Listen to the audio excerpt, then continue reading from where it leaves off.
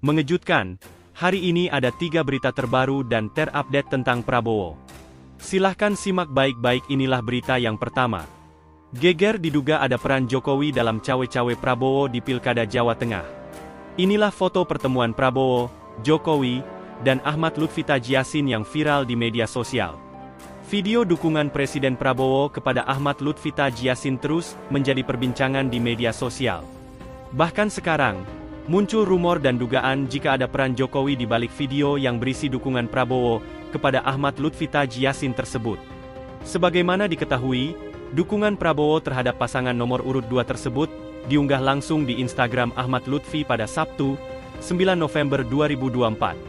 Orang No. 1 di Indonesia tersebut mengatakan jika Ahmad Lutfi Tajiasin adalah dua tokoh yang tepat untuk memimpin Jawa Tengah. Dalam dukungannya kepada Ahmad Lutfi Tajiasin tersebut, Prabowo juga mengatakan jika dirinya memerlukan bantuan dari provinsi, kota dan kabupaten. Untuk itu saya butuh dukungan dari provinsi dan kota atau kabupaten. Dan saya yakin dua tokoh yang tepat untuk memimpin Jateng adalah Ahmad Lutfi Tajiasin, kata Prabowo dalam video tersebut. Di media sosial Twitter dan TikTok, muncul foto-foto yang memperlihatkan Jokowi, Prabowo dan Ahmad Lutfi Tajiasin dalam satu ruangan. Pakaian yang dikenakan Prabowo dan Ahmad Lutfi Tajiasin mirip dengan yang dipakai ketiganya dalam video dukungan tersebut.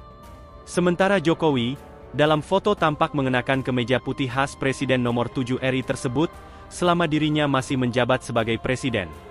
Inilah yang memunculkan spekulasi di kalangan netizen, jika ada peran Jokowi dalam cawe-cawe Prabowo di Pilkada Jateng.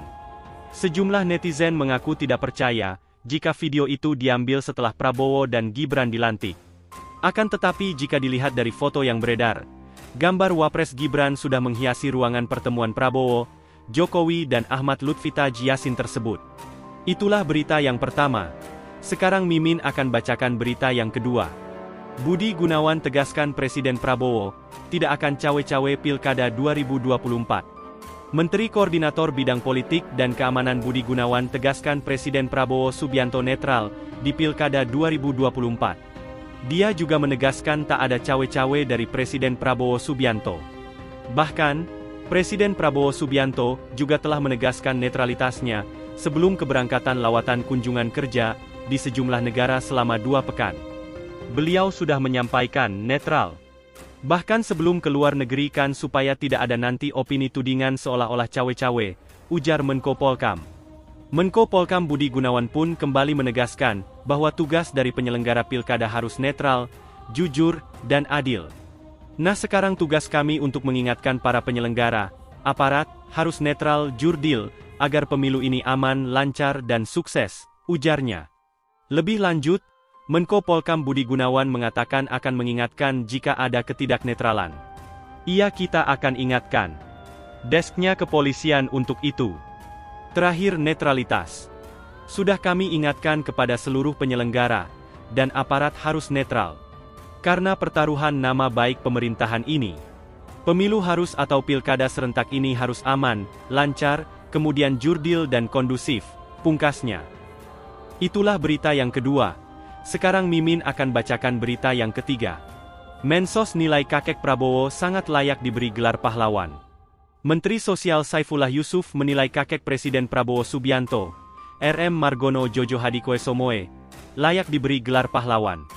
Saifullah Yusuf mengatakan pemberian gelar pahlawan dapat diproses sebagaimana mestinya. Tadi ada yang nanya apakah kakeknya Pak Prabowo apa tadi katanya, layak diberi gelar pahlawan? Iya, sangat layak beliau, kata Saifullah. Kalau ada yang nanya, sangat layak. Dan diproses bagaimana mestinya, sambungnya. Menurut dia, ada banyak nilai kepahlawanan yang dapat diteladani dari kakek Prabowo. Gus Ipul mengajak rakyat Indonesia lebih mencintai negara ini. Jadi, kalau tadi kesabarannya para pahlawan kita sekarang ini sabar untuk tidak nyebar hoax. Tidak sabar untuk belajar mencari ilmu untuk tidak terpancing. Jadi sehari-hari ini kesabaran kita diuji dengan kemajuan teknologi untuk memanfaatkannya dengan baik, ujarnya. Pemerintah, menurut Saifullah, berkomitmen untuk memberikan perhatian khusus kepada keluarga pahlawan. Dia menuturkan pihaknya juga telah melakukan kunjungan ke keluarga pahlawan sebagai rangkaian peringatan Hari Pahlawan. Ya jelas. Jelas ada perhatian ya. Kita juga termasuk ke para lansia, termasuk ke difabel, termasuk juga para keluarga pahlawan. Kita akan memberikan perhatian yang lebih kira-kira ya di masa-masa yang akan datang jelasnya. Studi historis mendalam ini mengkaji peran RM Margono Jojo Hadikusumoe dalam sejarah Indonesia. Para ahli sepakat kakek Prabowo merupakan tokoh nasional, negarawan, politikus, dan ekonom. Sementara itu, lokasi asal ide pengusulan juga menjadi faktor penting. Ide usulan pahlawan nasional ini berasal dari Jatim, bukan dari daerah kelahiran RM Margono Jojo Hadikusumoe di Kabupaten Banyumas. Pertimbangan inilah yang melatar belakangi penetapan Hari Pahlawan Nasional di Surabaya. Sebagai informasi, Margono merupakan Ketua Dewan Pertimbangan Agung sementara. Dia ditunjuk memimpin PAS oleh Presiden RI pertama Soekarno. Dalam menjalankan tugasnya, Margono mengusulkan untuk membentuk Bank Sentral atau Bank Sirkulasi sesuai dengan ketentuan UUD 1945. Dia kemudian mendapatkan mandat dari Soekarno dan Hatta untuk mempersiapkan pendirian Bank Sentral Negara Indonesia pada 16 September 1945. Pada 19 September 1945, Sidang Dewan Menteri Republik Indonesia memutuskan mendirikan sebuah bank milik negara yang berfungsi sebagai bank sirkulasi. Pada 15 Juli 1946, Nomor 2 Tahun 1946 diterbitkan mengenai pendirian Bank Negara Indonesia dan penunjukan RM Margono Jojo Hadikusumoe sebagai Direktur Utama. Berita selanjutnya, Kabinet Prabowo dinilai mulai tunjukkan kemajuan. Analis komunikasi politik Henry Satrio mengapresiasi kinerja beberapa menteri di Kabinet Prabowo yang sudah menunjukkan kemajuan. Diketahui, Kabinet Prabowo sudah bekerja selama kurang lebih 20 hari, setelah dilantik sejak 20 Oktober 2024. Founder lembaga survei Kedai Kopi ini, menilai beberapa menteri layak diacungi jempol. Mereka dinilai sudah menunjukkan komitmen mereka kepada rakyat. Sebagian diantaranya yang dinilai perlu diapresiasi, adalah Menteri BUMN Erick Thohir, dan Menteri Komdigi Mutia Hafid. Hensa berpendapat Erick telah berhasil berkontribusi dalam pembentukan holding BUMN terbaru, yaitu Danantara. Sedangkan Mutia dinilai menunjukkan komitmennya dalam memerangi judi online.